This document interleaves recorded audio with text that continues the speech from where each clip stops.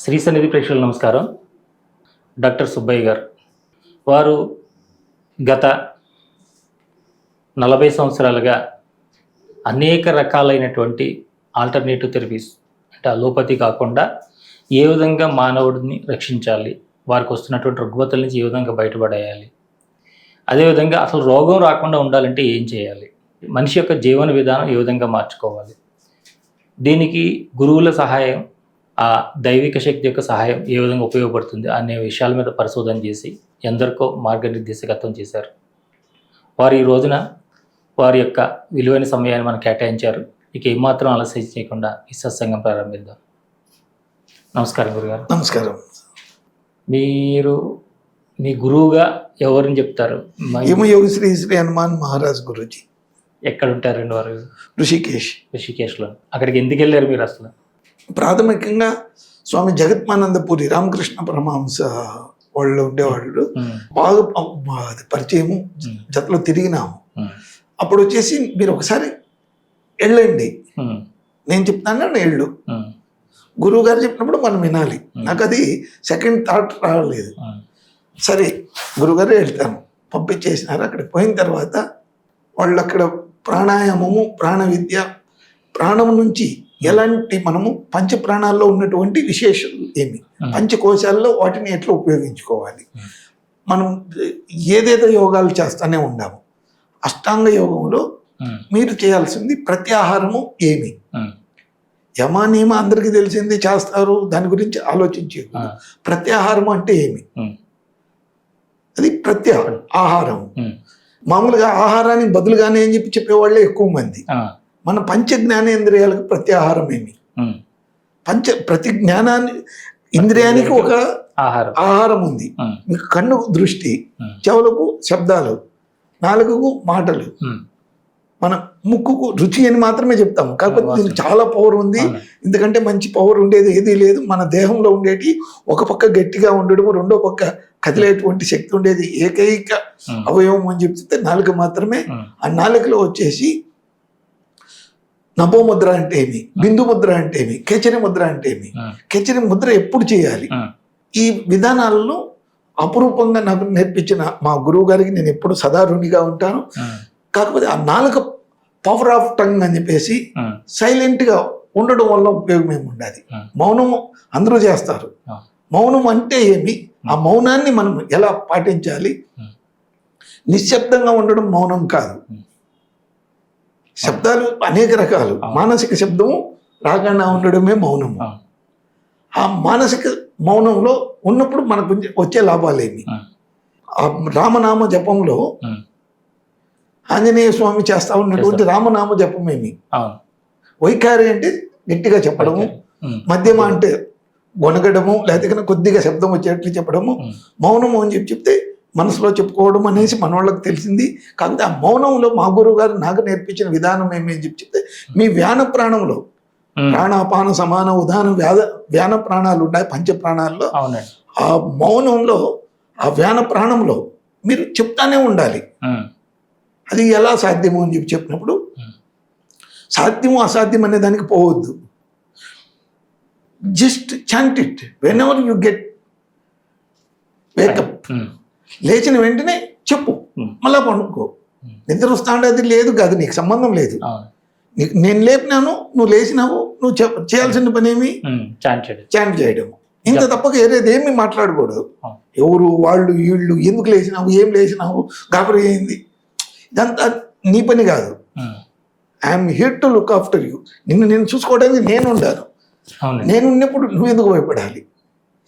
ఈ విధానంలోనే గురువుగారు, నేను ఒక డాక్టర్గా డిప్లొమా యోగా సాంస్క్రిట్ విద్యాపీఠ నుంచి దొరికిండేటి. ఇది మా గురువు గారు విద్యాపీఠంలో కూడా చాలా థెరపటిక్ యోగా, మామూలు యోగాకు థెరపటిక్ యోగాకు వ్యత్యాసం ఉంది.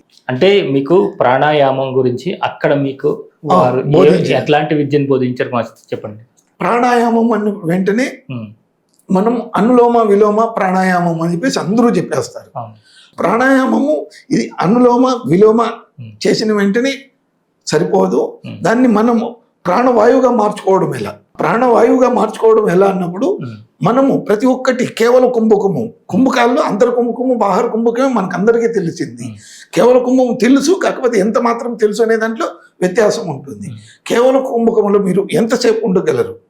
ఆ కేవల కుంభకము తీసుకున్నప్పుడు మన శరీరంలో మార్పులు ఎలా చేయాలి అనే వాటి గురించి విశేషంగా వాళ్ళు చెప్పింది ఏమి అని చెప్తే, కేవల కుంభకములో మీరు ఏదైనా ఒక మంత్ర పఠనాన్ని తీసుకునేసి ఆ మంత్రం మీ లోపలికి వెళ్ళాలి. అది మా గురువు గారు నాకు చెప్పింది.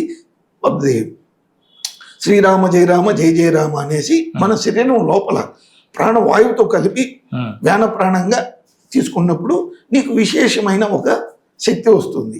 ఆ శక్తిని నువ్వు నలుగురికి ఉపయోగపడేటట్లుగా చేసుకోగలిగినప్పుడు నీకు అది ఊర్జితం అవుతుంది, నీకు మంచి జరుగుతుంది. ఏదే విధమైన అనారోగ్యాలు కానీ ఆర్థిక ఇబ్బందులు కానీ ఏదే విధమైన అంశాలు నిన్ను ఎన్నింటువు, మీకు అది మంచి జరగనే జరుగుతుంది. ఆ జరిగేటప్పుడు నువ్వు పాటించాల్సిందేమి, సాధ్యమైనంత వరకు నీకు ఇబ్బంది కాకూడదు, వేరే వాళ్ళకి ఇబ్బంది కాకూడదు. సాధ్యమైనంత వరకు మనోళ్ళు చేసేదేమి, నేను అట్లా చేస్తాను ఇట్లా చేస్తాను అది చేస్తాను ఇది చేస్తాను అనడం తప్పగా ఏరేది దారులు లేవు. నేను నా మెడికల్ సైన్స్ నేను చదివిండేదాన్ని, మా గురువు గారు చెప్పిన విద్యలను అన్నీ కలిపి నేను గత 40 సంవత్సరాలుగా, అంటే మా గురువు గారిని కలిసి ఒక 30 సంవత్సరాలు అయింది. నేను గత 40 సంవత్సరాలుగా మందులు లేకుండా ఎలా చేయాలనేసి ప్రయత్నం చేసి ఇప్పటికి ఈ అనేక పద్ధతులను కలిపి సైకలాజికల్ కౌన్సిలింగ్, నేను పీజీ డిప్లొమా సైకలాజికల్ కౌన్సిలింగ్ ఉంది. ఆ పీజీ సైకాలజీ ప్రకారము మనము ఆ విభిన్నమైన వ్యక్తిని, ఆ వ్యక్తిత్వాన్ని ఎలా చేసినప్పుడు మనలో ఆ ఇబ్బందులు కలగవు. ఆ ఇబ్బంది లేకుండా ఆర్థిక పరంగా కానీ మానసిక పరంగా కానీ శారీరక పరమైన రుగ్మతలు లేకుండా చేసుకోవడం ఎలా అనేసి చెప్తా.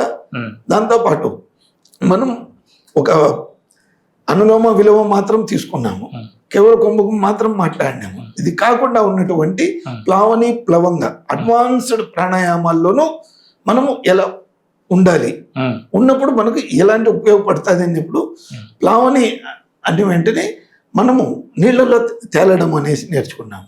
ఆ నీళ్ళలో తేలడం కంటే మనలో ప్రతి ఒక్క భాగంలోనూ 80% దగ్గర నీళ్లు ఉన్నాయి. మినిమం 70 నుంచి 80% ఉంటుంది. మన శరీరంలో ఉన్నటువంటి ఆ నీటిని ఎలా ఉపయోగించుకోవాలి, ఇది హైడ్రోథెరపీ అని చెప్పేసి థెరపీస్లోనూ ఉంది. మనం మన దేవస్థానాల్లో ఇచ్చే తీర్థ ప్రసాదాల్లోనూ ఉంది. ఆ తీర్థాన్ని మనం ఏ మంత్రాలతో చేసుకోవచ్చు, అది ఎలా చేసామో మనకు ఉపయోగపడుతుంది అనేసి చెప్పడంలో ఓంకారము, గాయత్రి మంత్రము, మూడోది వచ్చేసి మహామృత్యుంజయ మంత్రాలు, 3 మంత్రాలను ఏ వ్యక్తికి ఎలా ఉపయోగించాలి అనేది మా గురువు గారు చెప్పినారు.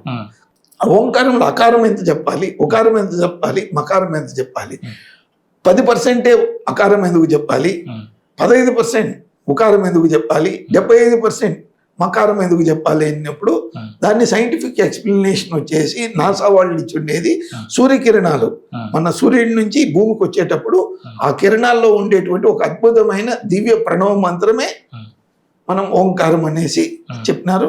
దాన్ని మన జీవితానికి ఎలా ఉపయోగించుకోవాలి, మనము శ్వాస తీసుకునేసి అందరూ చెప్తాము, మన పెదాలు కదలికలు ఊ అని చెప్పినప్పుడు మనం ఎంత వరకు ఉండాలి, నాభి వరకు ఎందుకు రావాలి, ఆ శబ్దం వల్ల సౌండ్ థెరపీ మనకు మన దేవస్థానంలో కొట్టే గంట, మన శరీరంలో ఉచ్చారణ చేసే ఈ మంత్రము, బట్ మా గురువుగారు నేర్పించిన శ్రీరామ జయరామ ఏదే కానీ మంత్రం వచ్చేసి, మంత్రము అంటే ఏమి, మన్ అంటే మనస్సు, త్రాస్ అంటే కష్టాలు, మన మనసులో ఉండే కష్టాలను తొలగించేటువంటి మంత్రాసు.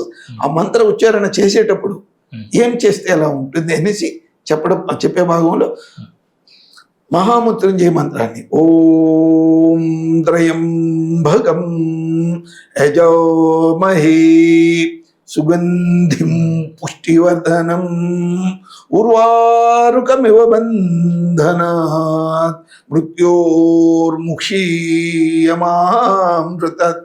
ఇలాగే ఎందుకు చెప్పాలా అని చెప్పేసి నేను మా గురువు గారిని అడిగినప్పుడు, ఈ ఉచ్చారణ ఇదే విధంగా ఉన్నప్పుడు మాత్రమే నీ శరీరంలో ఉండే ప్రతి కణానికి అది చేరుతుంది. నోటికి మాత్రమే చెప్పడం లేదు, ఆ నోటి నుంచి లోపలికి పోయినప్పుడు ఏమవుతాండి అది ఆ శరీరంలో నీ నీళ్లతో నీ మాంస కండరాల్లో ఏం పనిచేస్తాండి అది ఇవన్నీ తెలుసుకోగలిగినప్పుడు మాత్రమే నువ్వు ఒక మనిషివి కాగలవు, ఒక యోగి కాగలవు. అది యోగ్యత అవుతుంది, నీ యోగ్యత అవుతుంది. నీ యోగ్యతను నువ్వు నలుగురికి పంచగలిగినప్పుడు నీకు యోగా ఫలించినట్లు అవుతుంది. రోజుకి ఎన్ని ప్రణవ చేయాలండి, ఎన్ని ఓంకారాలు చేస్తే మంచిది? ఉదయాన్నే మనం లేచిన వెంటనే మనం ఈ కాలంలో ఉన్నటువంటి ఒత్తిళ్ళ వల్ల మినిమం వచ్చేసి ఒక 108 సార్లు చెప్పమని చెప్తారు. 108 సార్లు 108 సార్లు చెప్పాలా అనేసి మా గురువు గారు నాకు నేర్పించింది. ఇప్పుడు మన వాళ్ళకి 108 సార్లు చెప్పమంటే నాకు ఆ టైం లేదు అనేసే చెప్తారు, ఎదురుగా చెప్తారు. దానివల్ల ఏమి వాళ్ళకు ఇబ్బంది లేదు. దానివల్ల నేను చెప్పేది ఏమేమి చెప్తే 21, 48 మండలము 54, 108 ఈ సంఖ్యలో మీకోసం మీరు చెప్పుకోవడంలో తప్పు లేదు అనేసి. మా గురువు గారు నీకు మాది ఖచ్చితంగా రావాలా అని చెప్తే, ముఖ్యంగా అమావాస్య పౌర్ణమి రోజులు 1008 సార్లు చెప్పండి అని చెప్పి ఇది మన ఒకేసారి ఒక సిట్టింగ్ లోనే 1008 సార్లు చెప్పాలి.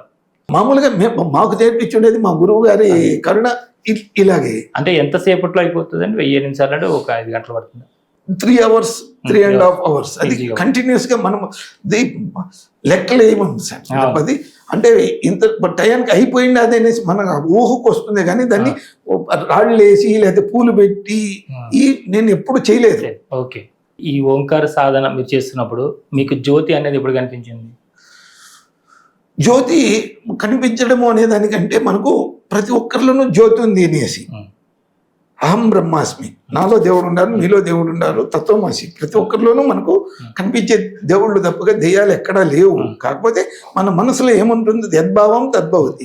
మనం ఇలా కూర్చున్నప్పుడు ఫస్ట్ భాగంలోనే మన మనసులో ఉన్నటువంటి ఆ శబ్ద తరంగాలు ఎప్పుడైతే ఆ అలసట తీరిందో అప్పుడు మనకు త్రాటకం అనేది సంభవించింది అనేసి మా గురువు గారు నాకు బోధించుండేది.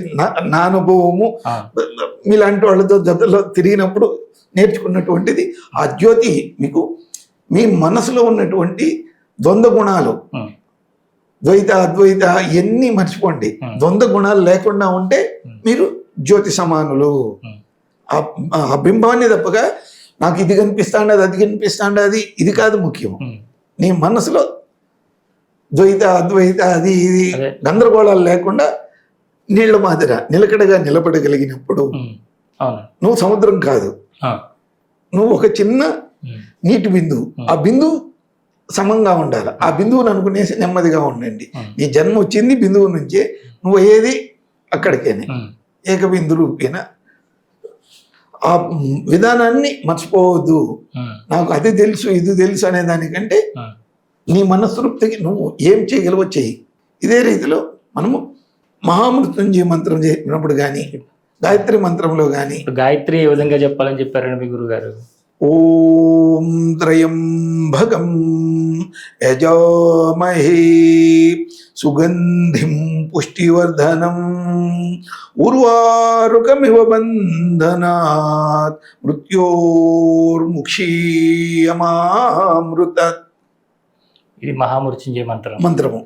గాయత్రి ఓం భూర్భుస్వః తస్సవితుర్వరేణ్యం భర్గో దేవస్య ధీమహి ధియో యో నః ప్రచోదయాత్.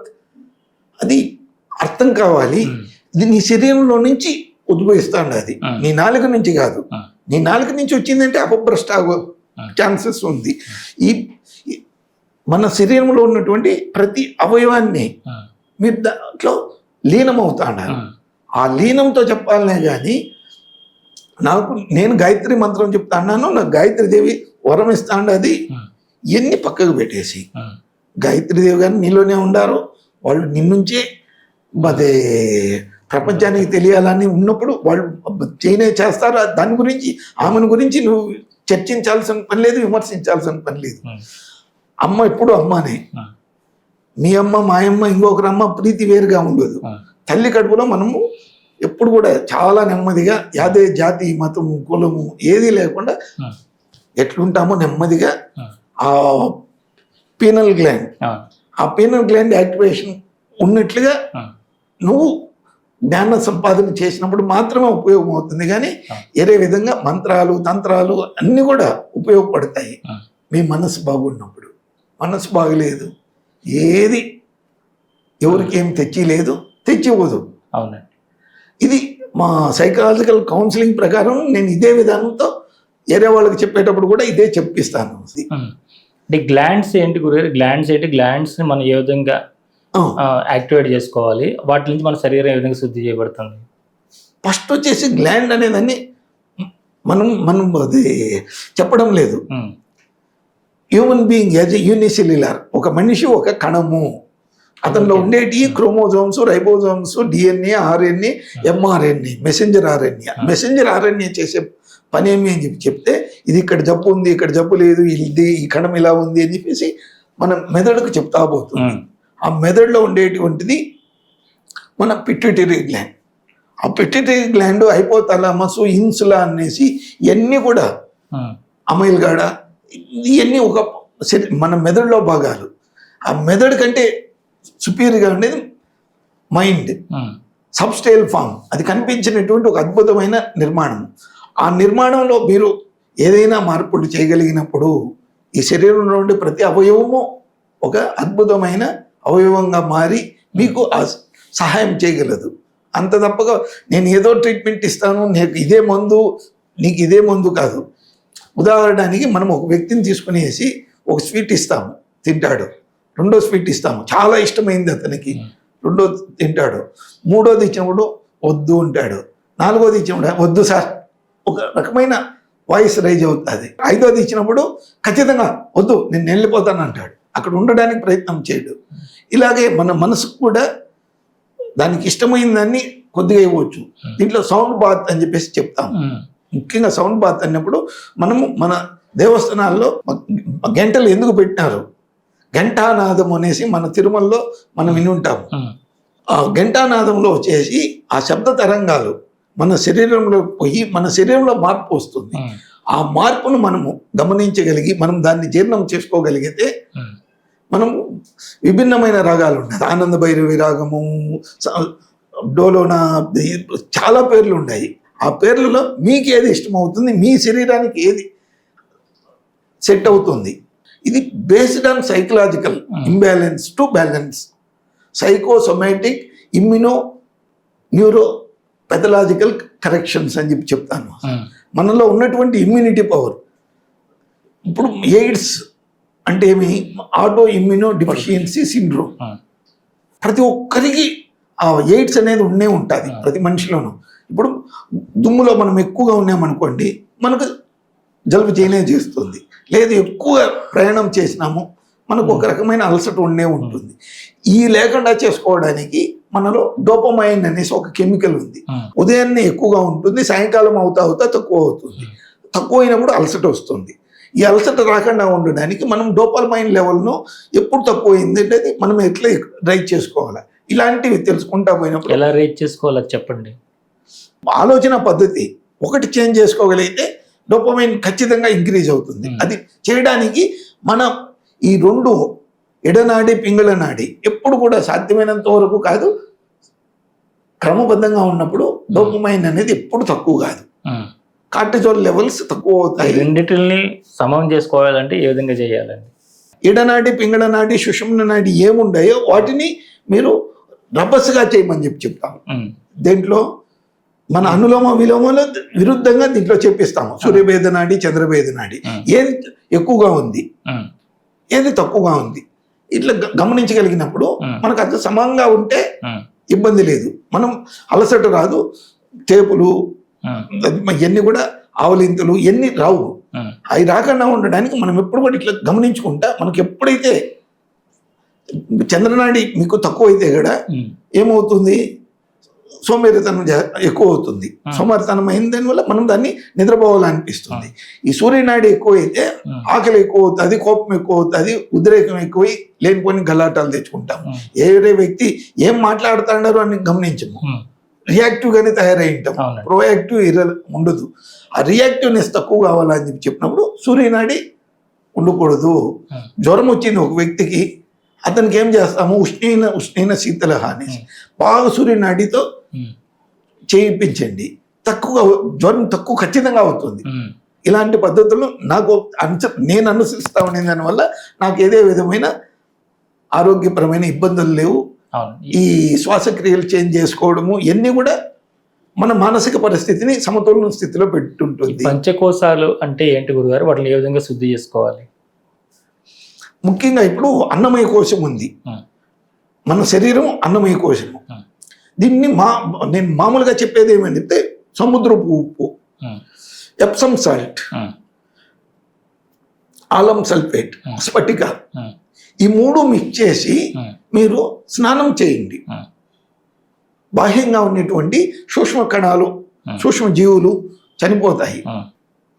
నేను మా ఇంట్లో కూడా ఫస్ట్ ఈ చేసేసి దాని తర్వాత ముఖ్యంగా ఏమైందో పచ్చకర్పూరము, జవాద్ రెండు కూడా న్యాచురల్.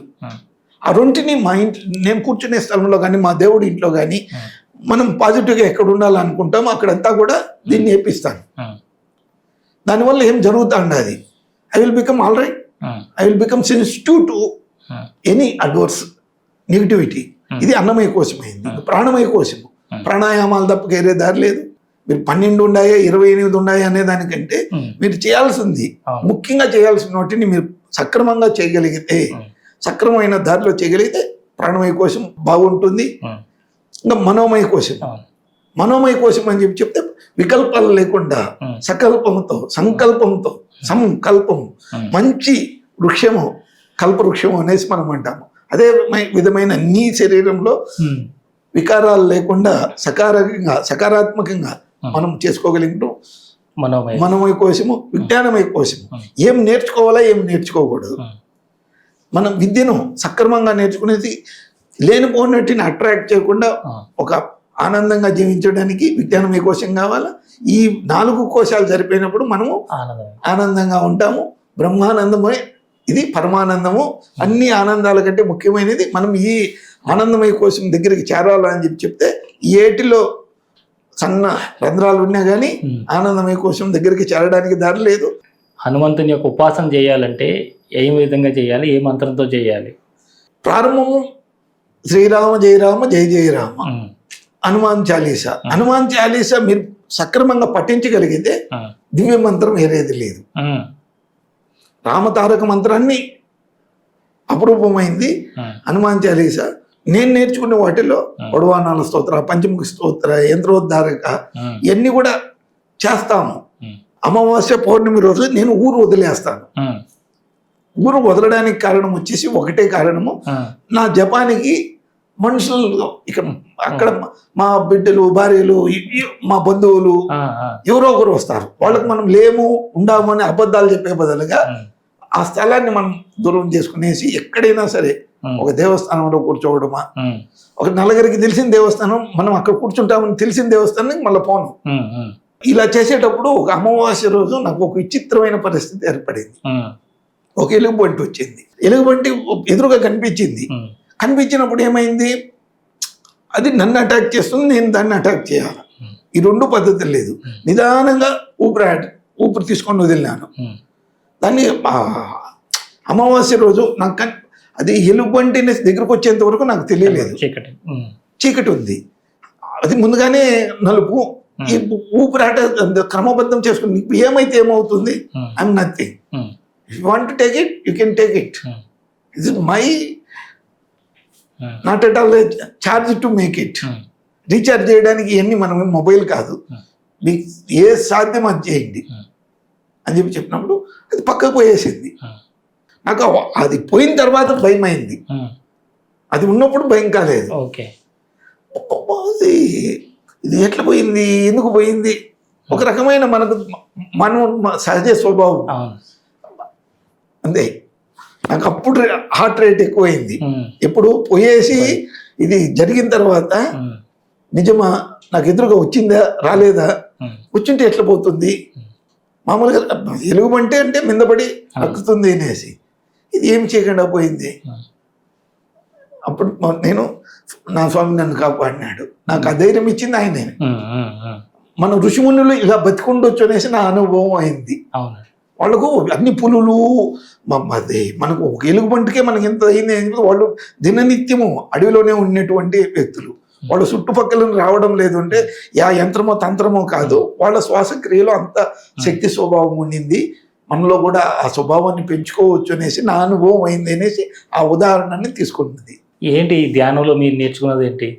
మనకు ఏదే విధమైన ఇబ్బందులు గురించి మన ఆశల గురించి మనం చెప్పే ముందుగా మనలో ఉన్నటువంటి ఈ చైతన్య శక్తిని చేతనా శక్తిగా చేర్చుకునేసి ఈ ఏరియా వాళ్ళకు వీలైతే సహాయం చేయి, లేకపోతే నీకు నువ్వు ఏదే విధమైన ఇబ్బందులు లేకుండా జీవించు. మా గురువు ఏం నేర్చుకున్నారు అక్కడ రిషికి? మీరు అక్కడికి వెళ్ళిన తర్వాత హరిద్వార్ అక్కడికి వెళ్ళాక అక్కడ షట్చక్రాల గురించి ఏం నేర్చుకున్నారు మీరు?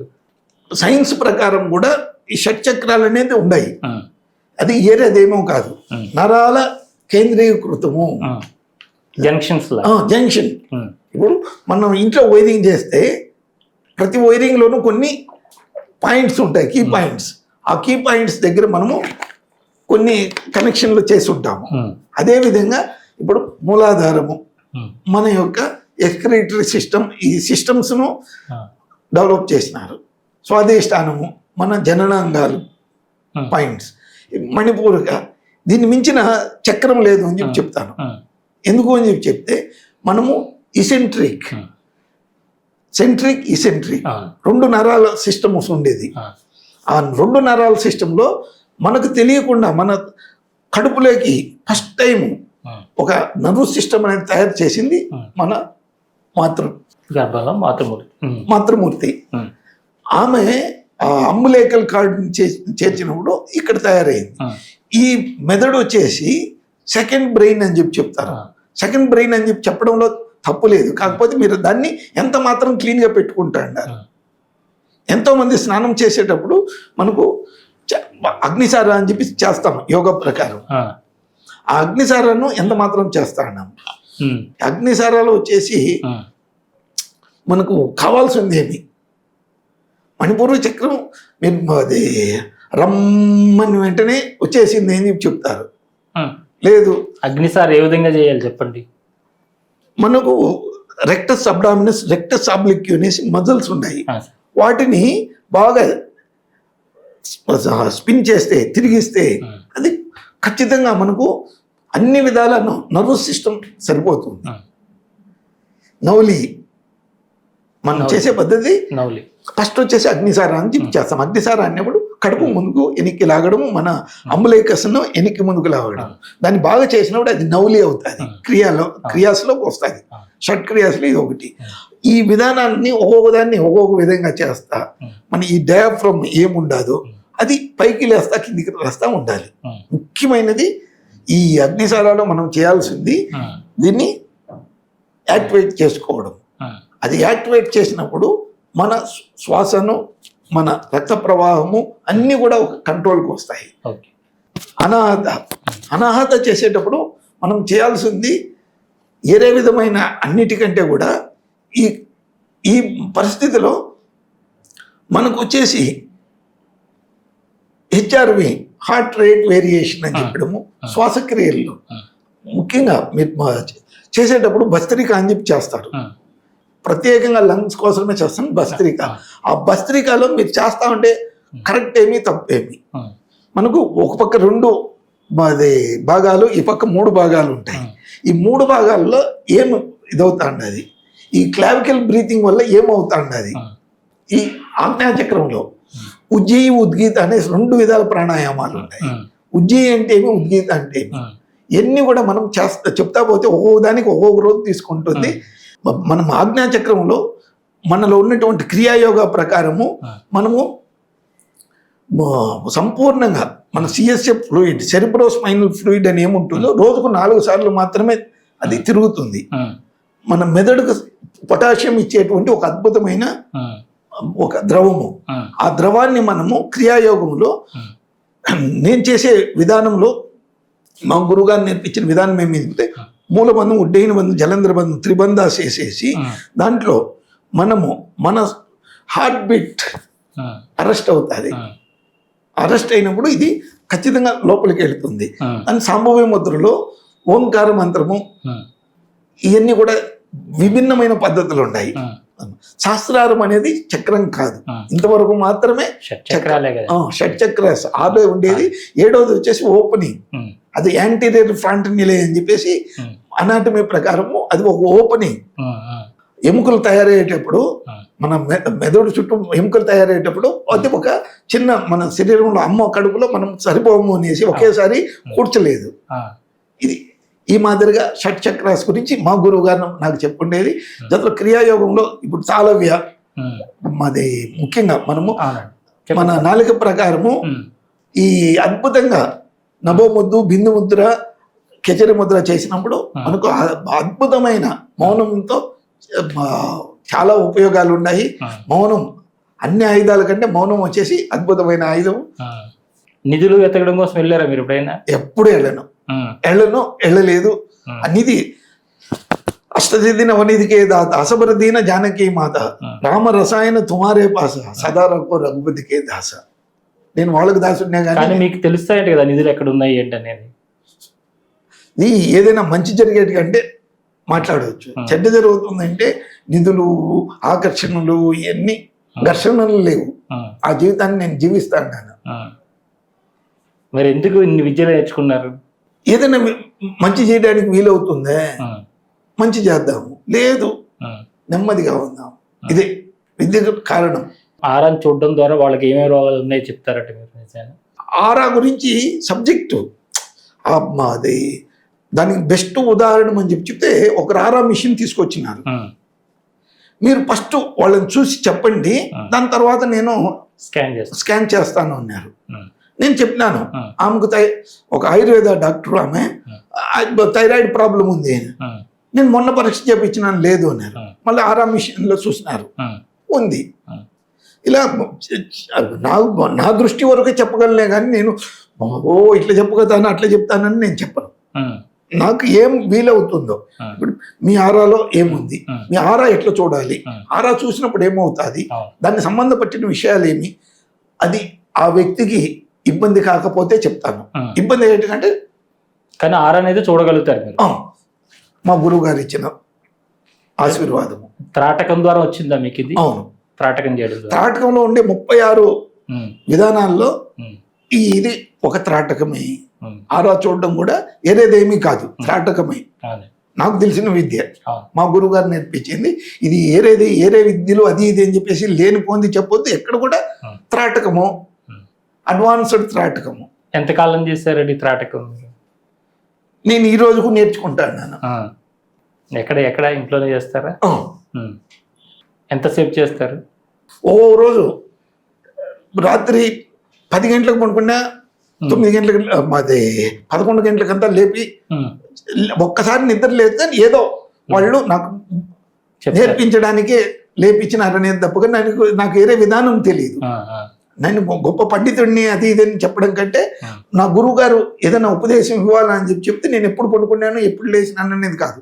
లేపు కూర్చోబెట్టేసి ఏదో ఒకటి సందేశం మాదిర వినిపించినప్పుడు నేను దీపం వెలిగించుకుంటాను, కూర్చునేస్తాను. త్రాటకము. ఆ దీపంలో నాకు ఆంజనేయ స్వామి చాలా సార్లు కనిపించిన రోజులు ఉన్నాయి. ఆ విధంగా త్రాటకం నేను నేర్చుకుంటా ఉంటాను. ఈ త్రాటకాన్ని చాలా మంది కొవ్వొత్తు పెట్టి చేసుకుంటారు, అది కరెక్టే గురుగారు? కొవ్వొత్తి పెట్టుకోకూడదు. మనం నేతి దీపంతో చేసిన కానీ శ్రేష్టమైంది ఏరేది లేదు. అవునే దీపం. మీకు వీలైతే ఆవు నెయ్యి, స్వచ్ఛమైన దేశీ ఆవులు నెయ్యి తీసుకునే చేయండి. అది దొరకలేదు, అదే అంటే ఆవు నెయ్యితో పెట్టుకున్న దీపం శ్రేష్టము. త్రాటకం అని చెప్తే అదేనే, అంతే. అది శ్రేష్టము.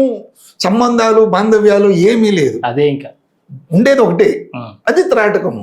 ఇచ్చేసేది ఇప్పుడు అష్టాంగ యోగము అని చెప్పేసి చేస్తారు, ఏదేదో యోగాలు చేస్తారు. ఆ యోగాల్లో ఇది ఒక యోగం. అవును. అంటే ఇది గురువు ద్వారా తీసుకునే విద్యనా, ఏదైనా మంత్రోపదేశం ద్వారా తీసుకునే విద్యనా, ఏంటిది? గురువు గారి ద్వారా నేర్చుకుంటే నా మాదిరి నేర్చుకుంటారు. వ్యాపారస్తుల ద్వారా నేర్చుకుంటే ఇప్పుడుండే సర్టిఫికేట్లు ద్వారా నేర్చుకుంటారు. మీరు నేర్పుతారా త్రాటకం ఎవరికన్నా? త్రాటకం నేర్పిస్తాను, నేను నేర్పించను. అది not commercialized. If they are interested, provided, if they are truly concern about the things. కొన్ని నేను డబ్బులు తీసుకోను. అంటే ఈ యోగ విద్యలో ఏ విద్యలు ఉత్తమంగా ఉంటాయి, ఏం నేర్చుకుంటే మంచిదండి వాళ్ళకి? ప్రాణాయామం మించింది ఏదీ లేదు. సక్రమంగా నేర్చుకోండి, అక్రమంగా నేర్చుకోవద్దు. ఏదో ఒకటి నేర్చుకోవాలనేది నేర్చుకుంటే మంచి జరుగుతుంది. అది ఒక లిమిట్ ఉంటుంది. ఈ త్రాటకం చేసేటప్పుడు కొన్ని నెగిటివ్ ఎనర్జీస్ బయట సోల్స్ కూడా అవన్నీ వచ్చి నిలబడతాయని చెప్తుంటారు. మరి అది మీరు విచిత్రమైన మనస్తత్వం చేసినప్పుడు, మీకు సరైన మార్గం లేనప్పుడు, మీరు మనోవికల్పంతో చేసినప్పుడు ప్రతి ఒక్కటి వస్తుంది, ఇబ్బందులు అవుతాయి, రకరకాలు వచ్చి భయపెడతాయి. అవును. ఎప్పుడు మీలో ఉన్నదాన్ని మీరు చూసుకుంటా అన్నారే తప్పగా అది రాదు సార్. ఏదే విధమైన ఇబ్బందులు ఎక్కడ జరగలేదు. వేల మంది చేసి ఉన్నారు మా గురువు గారి శిష్యులు, ఎవరికి ఏదే విధమైన ఇబ్బంది కలగలేదు, ఇబ్బంది కలగదు. ధ్యానం అంటే ఏంటి? మీరు ఏ విధంగా ధ్యానం చేస్తారు? మీరు ధ్యానం చేసేటప్పుడు గమనించాల్సింది ఏమి అని చెప్తే, మీరు ఎక్కడ ఉండారు, ఎలా ఉండారు అనేది కాదు. మీ మానసిక శక్తి ఎట్లుంది, మీరు ఎక్కడ తిరుగుతా ఉండారు, ఇవన్నీ పక్కన పెట్టేసి మీలో మీరు చేరగలిగినప్పుడు అది ధ్యానం అనేసి నా అనుభవము, మా గురువు గారు నేర్పించింది. ప్రతి ఒక్కరిలోనూ అద్భుతమైన శక్తులు ఉన్నాయి. మీరు ఎక్కడో పోయి ఏదో చేసి ఎవరితోనో కలిసి చేయాల్సిన అవసరం లేదు. మాస్ చేసినప్పుడు చాలా అది మంచిది. ఎక్కువ మంది కూర్చొని చేసినప్పుడు ఆ శక్తి ఎక్కువ అవుతుంది. దాన్ని ఖచ్చితంగా నేను నమ్ముతాను. కాకపోతే మీరు కళ్ళు మూసుకుని వెంటనే ధ్యానం అయిపోయింది, లేకపోతే జ్ఞానముద్ర వేసుకునేసి చిన్మయ ముద్ర వేసుకునేసి చేసినప్పుడు అది ధ్యానం అనేసి నేను నమ్మడం లేదు. మీ శరీరంలో మీరు మీ ప్రతి కణంలో మీరు జోడించుకోగలిగినప్పుడు అది ధ్యానం అనేసి నా అనుభవము. నేను నేర్చుకునేది మా గురువు గారు చెప్పించి ఉండేది సార్. ప్రాణశక్తి ద్వారా హీలింగ్ చేయడం అనేది మీరు చేస్తున్నారా? ప్రాణశక్తిను చేస్తాము, జైకి, ఇవన్నీ కూడా విభిన్నమైన పద్ధతులు అనుకుంటాము. తాయి చాయ్ అన్ని పద్ధతులు ఒకటేనే.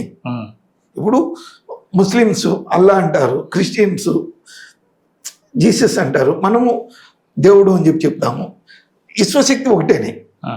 అన్ని శక్తులు కలిసినప్పుడు విశ్వశక్తి ఒకటేనే. ఆ బ్రహ్మాండంలో ఉండేది ఏకైక స్వరూపం జ్ఞానశక్తి. ఆ శక్తి మించిన శక్తి ఏదీ లేదు. ఆ శక్తిని ద్వారా మనకు సాధ్యమైనంత వరకు జనసేవే జనార్దన సేవ అనేసి చేయడం తప్పగా నేను డబ్బు తీసుకోను అని చెప్పను. అట్లని చెప్పేసి బీదోళ్ళను కూడా పీడించడానికి నేను ప్రయత్నం చేయలేదు. నా మనస్ఫూర్తిగా ఇప్పుడు కొద్దిమంది క్యాన్సర్ పేషెంట్స్ ఉన్నారు, వాళ్ళకి ట్రీట్మెంట్ ఇచ్చేటప్పుడు నేను ఒకటే చెప్పేది, నీకు వీలైతే డబ్బులు, వీలు లేదు డబ్బు గురించి ఆలోచించేయలేదు. వాళ్ళకు నేను స్పెసిఫిక్గా టైము 7 నుంచి 9 గంటల వరకు నేను వాళ్ళ కోసం కేటాయిస్తాను. ఎందువల్ల నా ధనార్జన నేను సంపాదించుకుంటాను. దాంట్లో పాటు జనసేవ అనేది మనకు కానే కావాలా. జనసేవే జనార్దన సేవ అనేసి చేస్తాము. ఈ రెండింటికి ఒక సంబంధమైనటువంటి సంబంధం ఏర్పరచుకునేసి సమన్వయంతో ఆ సమతులన చేస్తాను. ఎందుకంటే నా కడుపు ఉంది, నేను అందరికీ ఫ్రీ చేస్తే. క్యాన్సర్ లాంటివి చాలా సీరియస్ అడ్వాన్స్డ్ స్టేజ్కి పోయినప్పుడు మనం ఏం చేయడానికి కాదు. మన వాళ్ళకి తెలుసుంటే క్యాన్సర్ ఏమి అని చెప్తే చచ్చిపోయే జబ్బు అనేసి. నిజంగా అది రావడానికి కారణం ఏమి అని చెప్పి తెలుసుకుంటే, ఏదే జబ్బు అయినా కానీ రావడానికి కారణం వచ్చేసి 2 మన ఆలోచనలు, మనకు శరీరంలోని మలినాలు, ఆహారము, విచారము, వ్యవహారము. వీటిని సెర్చ్ చేసుకుంటే ఏ జబ్బులు కూడా ఎవరికి రావు అని చెప్పేసి నేను ధైర్యంగా చెప్పగలను. ఎలా చేసుకోవాలంటారు వీటిని? ఆహారం ఎప్పుడు కూడా సాయంకాలము 6 గంటల తర్వాత తినొద్దు. మాంసాహారం తినొద్దు. శాకాహారంలో కూడా మీ శరీరానికి మీరు తిన్న వెంటనే తెలుస్తుంది. 1-2 సార్లు భేది అయిందంటే ఆ ఆహారాన్ని నీ శరీరానికి సరిపోదు అని చెప్పేసి వదిలేయాలి. నీ శరీరం ఏదైతే ఒప్పుకుంటుందో, కొంతమంది నేను మాంసాహారం తినకపోతే ఎలా అంటారు. నీ ఇష్టం, అది మేము తినొద్దు అనడం వరకే నా బాధ్యత.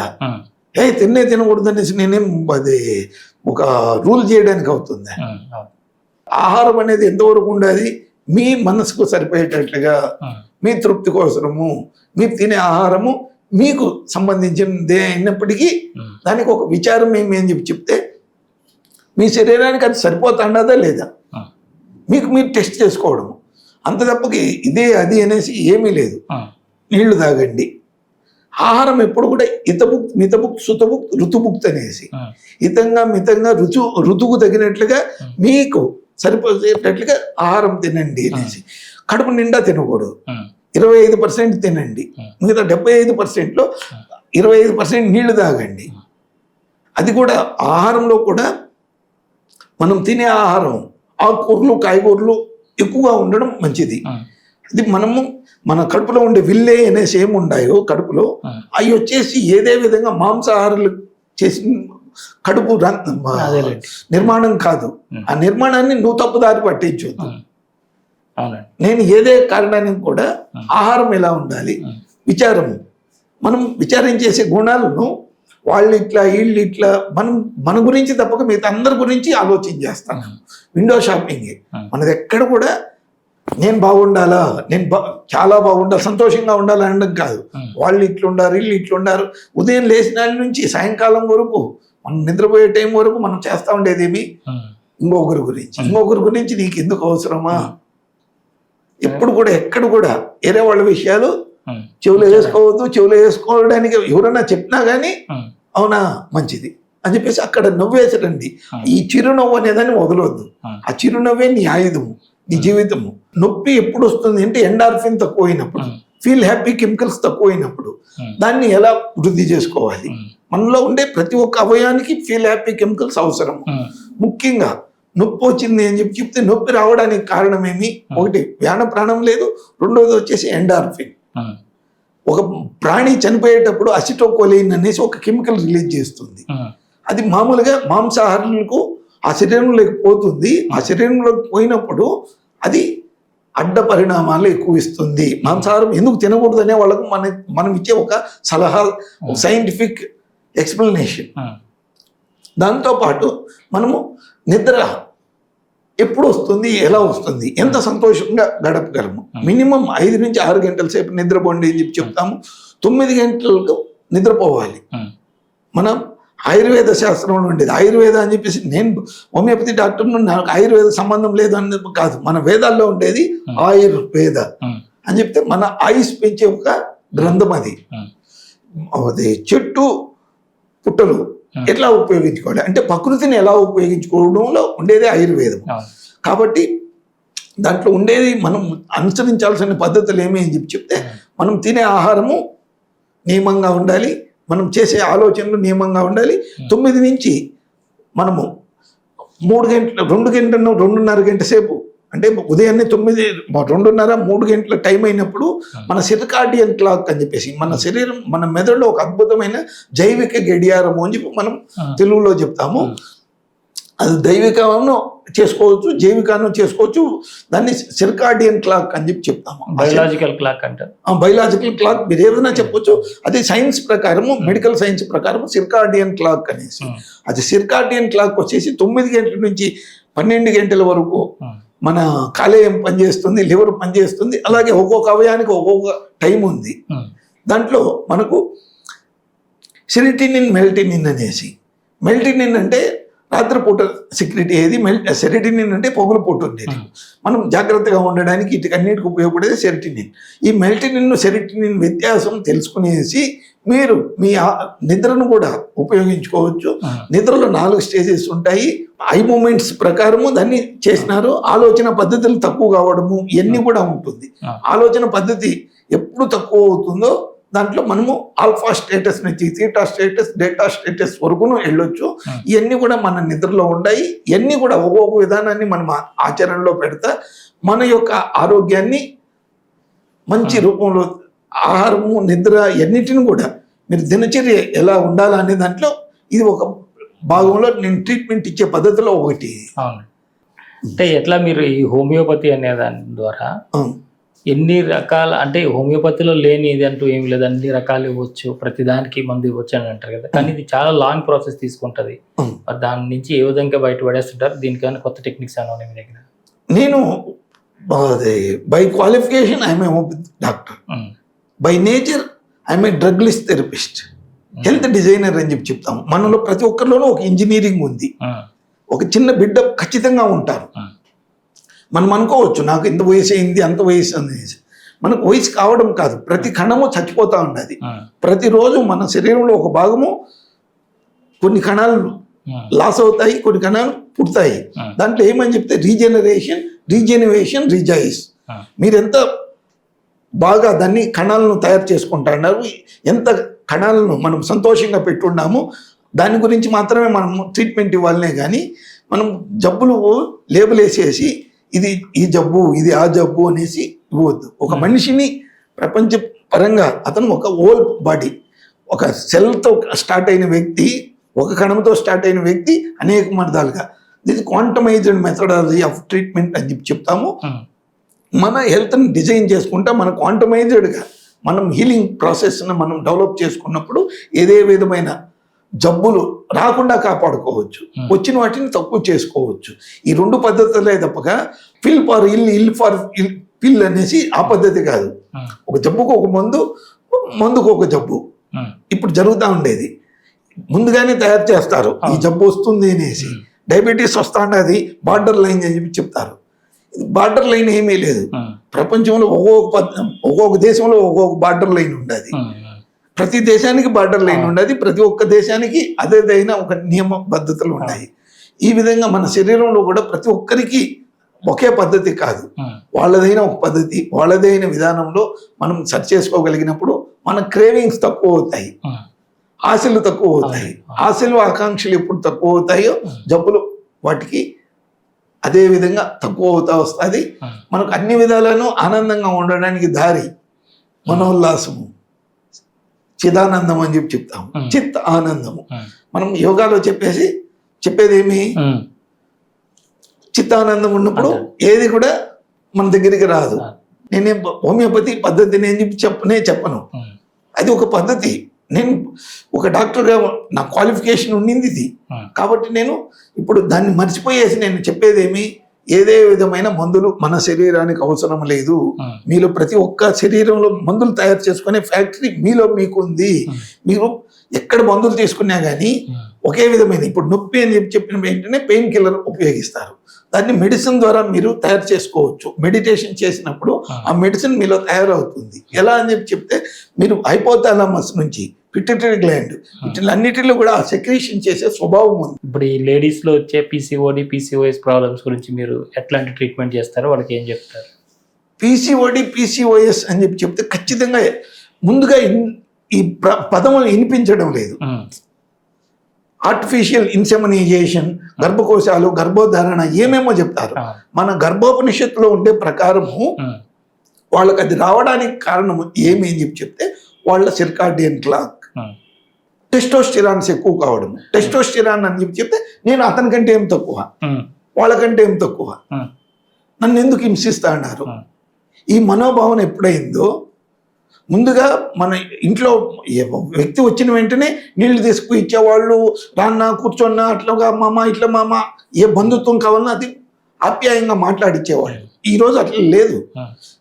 కారణాలు ఎక్కువ కావడానికి, PCOD ఎక్కువ కావడానికి కారణాలు ఎవరి స్వభావం వాళ్ళది. టీవీ రిమోట్ ఉంటే చాలు, ఏ టీవీ వస్తా అంటే దాని గురించి మాట్లాడగలరే కానీ మన ఆరోగ్యం గురించి, మన బంధుత్వాల గురించి మాట్లాడడం లేదు. ఇది ఒక కారణం అయితే, రెండో కారణం వచ్చేసి అంతా క్రేవింగ్స్. అది తినాలి, ఇది తినాలి, అట్లా తినాలి, ఇట్లా తినాలి, ఆ చీర కావాలి, ఈ చీర కావాలి, ఆభరణాలు కావాలి, ఈ ఆభరణ. విండో షాపింగ్ ఎక్కువైపోయింది. ఎక్కడన్నా మీరు ఎవరినైనా తీసుకెళ్ళండి, అది బాగుండదు ఇది బాగుండదు అంటారే కానీ మన ఇంట్లో ఉండేది మనం ఎంత ఉపయోగించినాము. ఈ విధంగా ప్రతి ఒక్క దాన్ని లేనిపోని అలసట శరీరానికి చేయడం వల్ల టైట్ ప్యాంట్లు, ఈ బొట్టు ఎందుకు పెట్టుకోవాలి, గాజులు ఎందుకు వేసుకోవాలి, కాళ్ళు మెట్లు ఎందుకు వేసుకోవాలి, కాళ్ళు గొలుసులు ఎందుకు చేసుకోవాలి, ముఖ్యంగా లేడీస్ అనేది కాదు ప్రతి ఒక్కరి గురించి చెప్పేది. ఇది గర్భకోశానికి సంబంధించినట్టు ఆకు ప్రెషర్ పాయింట్. మనం గాజులు వేసినప్పుడు ప్రెజర్ అవుతా ఉండేది, ఇప్పుడు లేవు, అది గాజులు లేదు. తాలిబొట్టు వేసుకున్నప్పుడు ఏమవుతా ఉండేది, నాకు ఒక పెద్ద దిక్కుండారు, నాకంటే పెద్దోళ్ళు ఉండారు, ఇంట్లో నేను గట్టిగా మాట్లాడకూడదు. ఎందువల్ల అంటే ఇప్పుడు మనం మన అమ్మగారిని మన అవ్వగారిని చూసినప్పుడు మనకు అర్థమైండే విషయం, ఏదైనా విషయం ఉంది మెల్లగా నిశ్శబ్దంగా మాట్లాడుకోవాలి. ఇప్పుడు అది లేదు. ఏమంట వాళ్ళైతే ఏమి వీళ్ళైతే ఏమి, ఇదే అది కార్టికోస్టిరాయిడ్ లెవెల్, స్టిరాయిడ్స్ లెవెల్ జతను ముఖ్యంగా టెస్టోస్టిరాన్ ఎక్కువ అవుతాండి. అది ఇవన్నిటిని కూడా ఒక్కొక్కదాన్ని మనము ఆకు ప్రెషరు, ఈ మన బొట్టు, ఇది గణేష్ క్రియ అని చెప్పి చెప్తాం యోగ ప్రకారం. దీనివల్ల మన దృష్టికోణము చేంజ్ అవుతుంది, మనలో ఉండేటువంటి ఒక తత్వాన్ని చేంజ్ చేస్తుంది. వీటినన్నిటినీ మనము కొన్ని ఆచరణలు పెడతా మనం సరిపోతాము, మన ఆరోగ్యం సరిపోతుంది, ఏదే విధమైన అనారోగ్య పరిస్థితుల నుంచి బయటికి రావచ్చు అనేసి నేను ధైర్యంగా నా అనుభవం ప్రకారము నేను చెప్తాను. అంటే దానికి సంబంధించిన మందు కానీ దానికి సంబంధించిన మందులు అవసరం లేదు. మీరు ఎట్లా బయటపడేస్తారు మరి? ఫస్ట్ వచ్చేసి ప్రాణాయామాలే నాకు ఏదే ట్రీట్మెంట్ కానీ, సైకలాజికల్ కౌన్సిలింగ్, మీ మనసులో ఉండేటువంటి గుణాలేమి, మీ మనసులో జరిగే గజిబిజి, ఇవన్నిటిని ఎట్లా తక్కువ చేసుకోవాలనే దాని నుంచి స్టార్ట్ చేస్తాను. సైకలాజికల్ కౌన్సిలింగ్, సెకండ్ వచ్చేసి ప్రాణాయామాలు, మూడోది వచ్చేసి మీకు ఏది అనుభవానికి సరిపోతుంది, మీ అనుభవం ఏమి, వీటిని మీ టేస్ట్ ప్రకారము మీకు అందించడము. అది హైడ్రోథెరపీ ఉండొచ్చు, మ్యాగ్నెటిక్ థెరపీ ఉండొచ్చు, ఇంకొకటి అనేదాన్ని కాదు. మనం ముఖ్యంగా పద్ధతి కాదు ముఖ్యము, మీరు సరిపోవడం ముఖ్యం. మీకు ఏది ఇష్టమో మీకు అది చేతికి ఇచ్చినప్పుడు మాత్రం మీరు సంతోషంగా ఉండగలరు. ఆ ఫీల్ హ్యాపీ కెమికల్స్ను ఎట్లా జనరేట్ చేసుకోవాలి, దాన్ని ఎట్లా పెట్టుకోవాలి, ఎట్లా పెట్టుకున్నప్పుడు మీకు ఉపయోగపడుతుంది. రీజనరేట్ మనకు ఉండేటి అవన్నీ కూడా ఉండేటువంటిది, దాన్ని రీజనరేట్ చేసుకోవడం ఎట్లా, రీజెన్యువేట్, ఆ జెన్యువేషన్ ఎక్కడ ఉంటుంది, దాన్ని రీఎస్టాబ్లిష్మెంట్, మనము దాన్ని ఎంజాయ్ చేయడం ఎలా, ఇవన్నీ కూడా పద్ధతులు ఒక్కోదాన్ని ఒక్కో వ్యక్తికి ఒక్కొక్క విధంగా ఉంటుంది. ఒక గ్రూప్గా పెట్టేసి ఒక 10 మందికి నేను ఏదే విధమైన ట్రీట్మెంట్ ఇవ్వను. ఒక్కొక్క ఇండివిజువల్గా వాళ్ళ ప్రకారం వాళ్ళకు వీలైనటువంటి దాన్ని ఇవ్వడానికి నేను ప్రయత్నం చేస్తాను. నేను దాంట్లో సక్సెస్ అవుతాను. ఇప్పుడు ఈ రోజుల్లో పిల్లలు లేకపోవడం సమస్య ఉంది. పిల్లలు పుట్టకపోవడానికి కారణాల్లో రకరకాల రీజన్స్ మీరు చెప్తుంటారు, ఫుడ్ హ్యాబిట్స్ అని, ఇవన్నీ ఏవో ప్రతి ఒక్కరూ ఒకటే చెప్తున్నారు. పాఠాలు ఎక్కడ చూసినా, ఏ వీడియో చూసినా అవే చెప్తారు. సొల్యూషన్ ఏంటి? పిల్లలు లేని వాడు పిల్లలు కలగాలంటే ఏం? మీరు గర్భోపనిషత్ గురించి చదివి ఉంటారు. ఉపనిషత్ అత్యంత ఉన్నతమైనది. మన శాస్త్రాల ప్రకారం జపాన్లో అది ప్రాక్టీస్ చేస్తాడు. మన దేశంలో ఎవరు సాధ్యమైనంత వరకు చేయడం లేదు అని చెప్పేసి ధైర్యంగా చెప్పగలను.